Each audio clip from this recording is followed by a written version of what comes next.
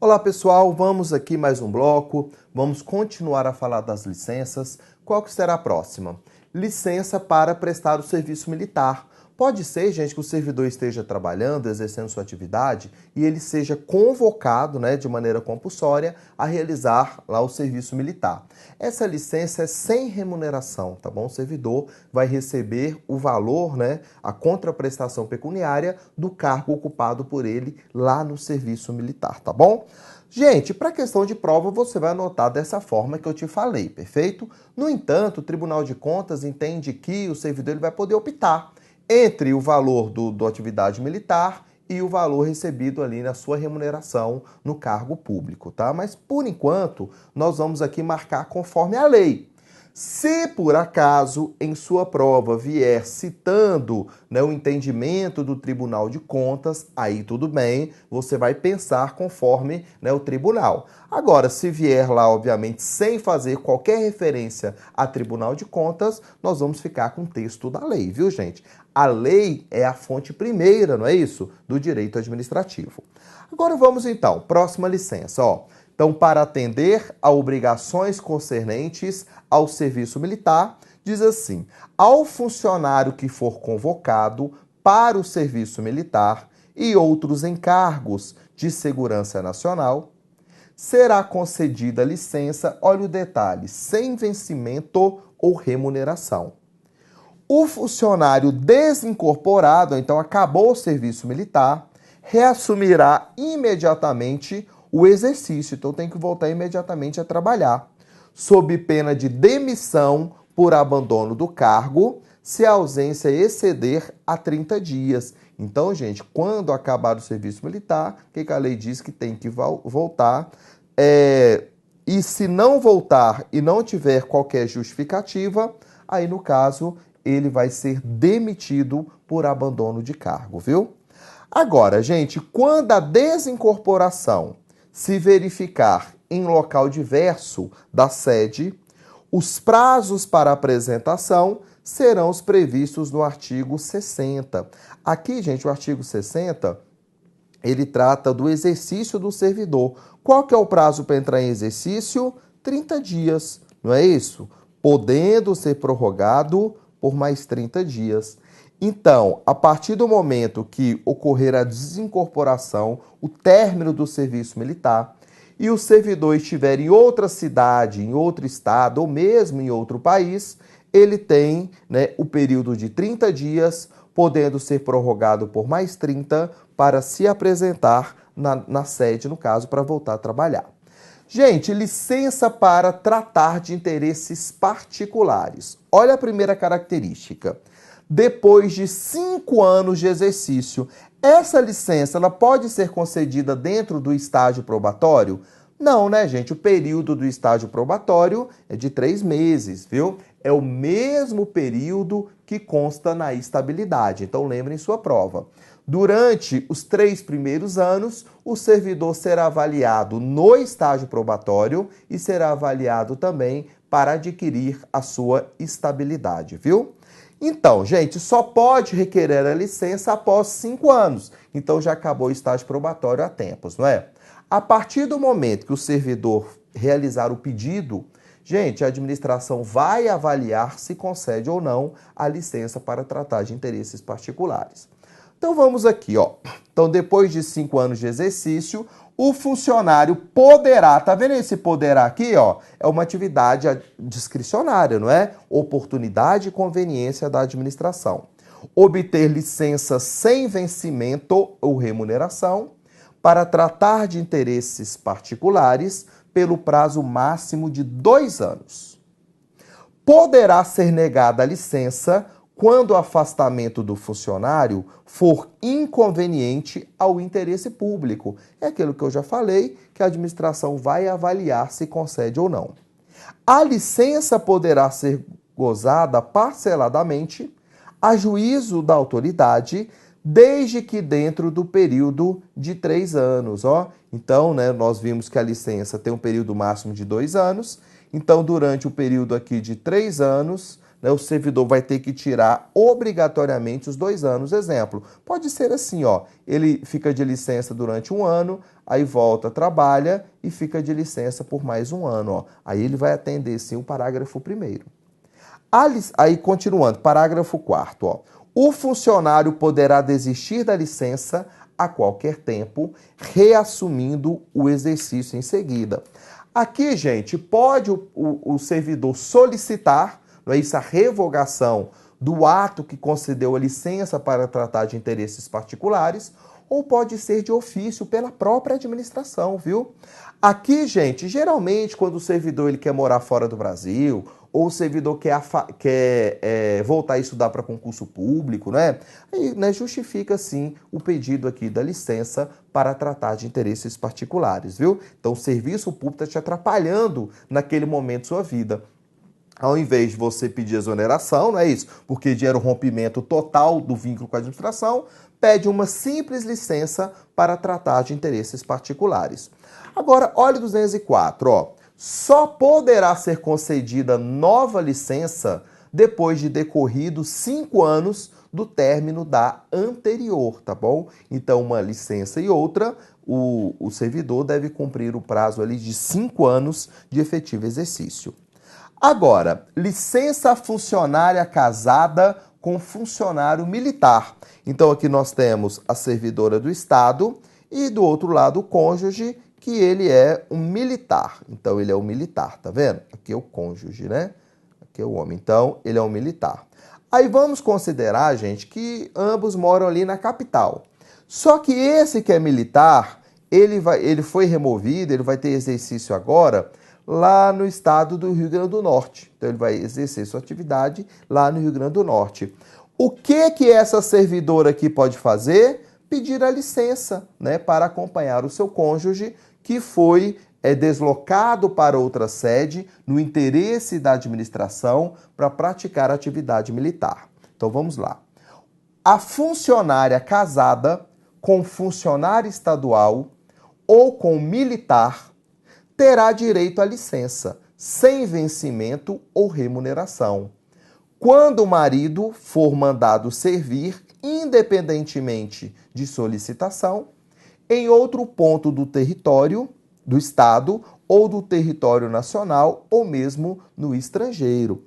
Gente, aqui no caso, olha, a funcionária casada com funcionário estadual ou com militar, tá vendo? Então aqui também você não pode esquecer em sua prova que essa licença, ela é direcionada ao servidor que, né, temos ali a união familiar e um cônjuge foi removido para outra cidade. Nesse contexto, o cônjuge, né, que é servidor público do Estado, ele pode solicitar a licença, né, para acompanhar o seu cônjuge. Essa licença, gente, ela é sem remuneração, não é isso? Ela é para não desagregar, para não desunir a família, viu? Aí vamos aqui ao parágrafo único, ó. A licença será concedida mediante pedido devidamente instruído e vigorará pelo tempo em que durar a comissão ou a nova função do marido. Então, qual que é o prazo da licença? Vai ficar vinculado lá no prazo da concessão, né, do afastamento, da remoção do outro cônjuge, viu? Então, fica vinculado a isso daí. Não tem um prazo certo, um prazo, né, em anos aqui determinado, viu?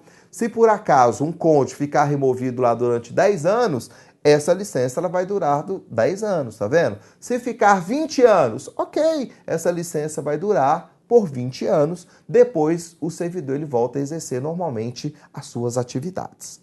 Gente, licença compulsória, olha aqui.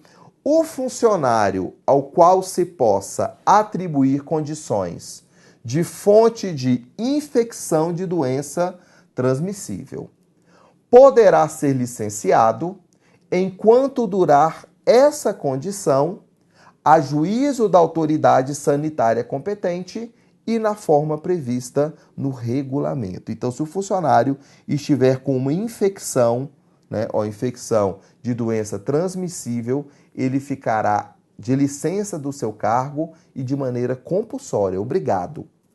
Verificada a procedência da suspeita, o funcionário será licenciado para tratamento de saúde.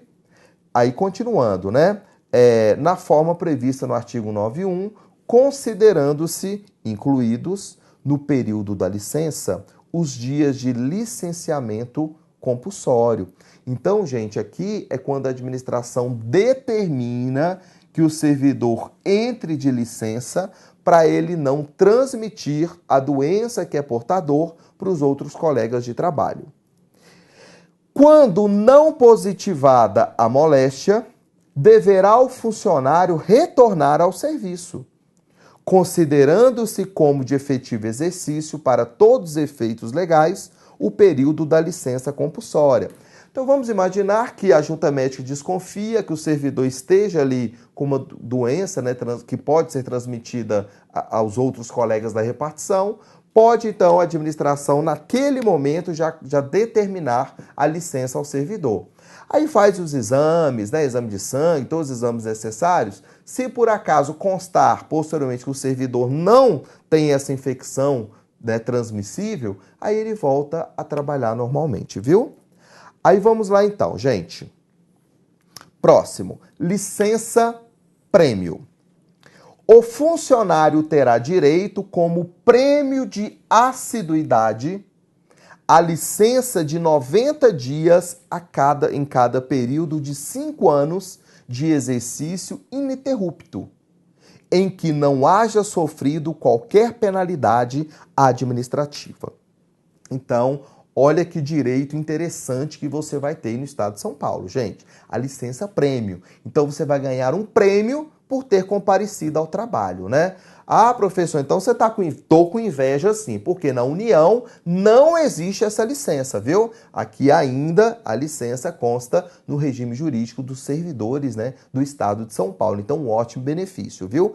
Então, a cada 5 anos de exercício ininterrupto, o servidor ele vai ter direito a gozar a licença prêmio por 3 meses e olha aqui, com remuneração, viu? Você vai receber normalmente a sua remuneração. Aí o parágrafo único, ó. O período da licença será considerado de efetivo exercício para todos os efeitos legais e não acarretará desconto algum no vencimento ou remuneração. Então, o período que o servidor estiver de licença vai ser contado para todos os efeitos, né, gente? Como se ele estivesse trabalhando, viu? E também o servidor não terá qualquer desconto. Artigo 213. O funcionário poderá requerer o gozo da licença prêmio. Vejam só. Por inteiro, então pede logo os 3 meses, ou em parcelas não inferiores a 15 dias. Então a lei autoriza, olha gente, o parcelamento da licença, mas cada parcela não pode ser inferior a 15 dias. Até o implemento das condições para a aposentadoria voluntária. É muito comum isso também, né, gente? O servidor tirar a licença antes de sua aposentadoria. Então, por exemplo, o servidor tem lá 1 ano para tirar de licença. Aí ele fica trabalhando, não tira licença em momento nenhum. Aí, faltando 1 ano para aposentar, ele entra de licença. Ele vai receber normalmente sua remuneração. Depois ele será aposentado e vai receber os seus proventos, viu? Então, pode acontecer isso também. Gente, cabe à autoridade competente, olha aqui, adotar após manifestação do chefe imediato, sem prejuízo para o serviço, as medidas necessárias para que o funcionário possa gozar a licença prêmio a que tem direito, viu? Então, né, a própria administração pública vai, né, adotar ali uma providência para que o servidor ele tire, né, ele venha gozar a sua licença prêmio. Também cabe à autoridade decidir, após manifestação do chefe imediato, observada a opção do funcionário, a respeito, né, e respeitado o interesse público, pelo gozo da licença prêmio por inteiro ou parcialmente. Então, a partir do momento que você tem o direito a tirar a licença prêmio, você faz o pedido. Só, gente, que você pode realizar o pedido naquele momento e a administração não conceder que você tire a licença naquele momento. Por quê? Vamos imaginar, gente, que está um déficit muito grande de servidor ali na sua seção. Se você gozar a licença, vai faltar mais um ainda, não é? Então você pode fazer o pedido e o chefe pode falar assim, ó, no momento, né, não tem como atender o pleito da servidora, estamos aí, né, esperando a chegada de mais 3 servidores. Chegando esses 3 servidores, né, a servidora vai tirar sua licença normalmente, tá lá, explica isso daí, porque tem que motivar, né, gente? Agora, parágrafo 2º, ó. A apresentação de pedido de passagem à inatividade sem a prévia e oportuna apresentação do requerimento de gozo, implicará perda do direito à licença-prêmio, tá bom? Então, vejam só, apresentação do pedido à passagem à inatividade, sem a prévia e oportuna apresentação do requerimento do gozo, implicará, gente, perda do direito à licença-prêmio, viu? Dançou. Então, por isso que tem que solicitar antes, né, de sua aposentadoria, viu? Agora, gente, vamos falar sobre a contagem de tempo de serviço. Isso é muito simples. Vejam só, você está trabalhando normalmente. Esse período que você estiver trabalhando, ele vai ser contado para todos os efeitos. Efeitos de aposentadoria, para licença-prêmio, não é isso? Para contagem do seu estágio probatório, para contagem da sua estabilidade, para você receber promoções da carreira. Ou seja, gente, o período é contado como se você estivesse trabalhando, viu? Ou desculpem, você está trabalhando, né? Esse período vai ser contado normalmente. Agora, olha um outro exemplo. Você está em férias. Esse período de suas férias será contado como de efetivo exercício. Então, no momento que você estiver de férias, considera-se como você estivesse trabalhando, porque aquele período é contado para remuneração, para efeitos de promoção na carreira, para efeitos de aposentadoria, tudo, né, gente? E é isso que nós vamos trabalhar a partir de agora, viu? A contagem do tempo de serviço.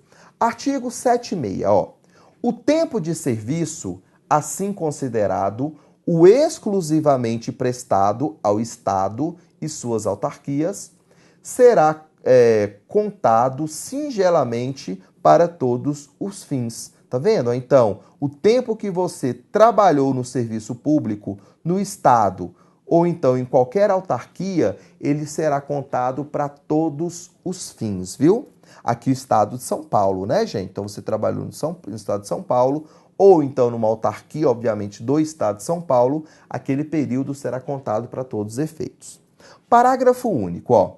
O tempo de serviço público prestado à União, outros estados e municípios e suas autarquias, anteriormente ao ingresso do funcionário no serviço público estadual, será contado integralmente para efeitos de aposentadoria e disponibilidade. É sempre assim, viu, gente? Inclusive o período que você trabalhou em iniciativa privada, com carteira assinada, né, recolhendo ali a previdência, ele será contado para aposentadoria e para disponibilidade, viu?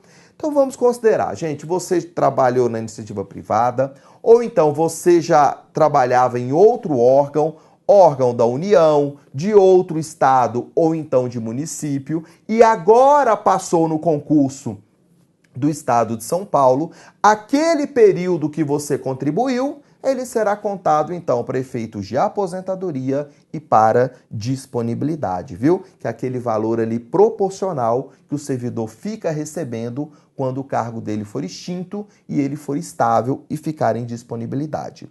Vejam só, artigo 78, ó. Serão considerados de efetivo exercício para todos os efeitos. Então, o que nós vamos trabalhar agora é considerado, né, de efetivo exercício, ou seja, o período será contado integralmente para tudo. Ó, vamos lá. Férias, então o período que você estiver de férias será contado para todos os efeitos. Casamento até 8 dias. Falecimento do cônjuge, filhos, pais, irmãos, até 8 dias. Falecimento dos avós, netos, sogros, do padrasto ou madrasta, até 2 dias. Serviços obrigatórios por lei Por exemplo, você vai ser mesário eleitoral, ou mesmo vai trabalhar no tribunal do júri, né, exercer sua atividade, aquele período é considerado como de efetivo exercício. Licença quando acidentado no exercício de suas atribuições, ou atacado de doença profissional, também recebe tudo como se estivesse trabalhando. Licença funcionária gestante, né, gente? Licença compulsória nos termos do artigo 206, nós já trabalhamos, né? Aquela licença para o servidor não contaminar ali os seus colegas de trabalho, se ele estiver com uma doença que pode ser transmissível.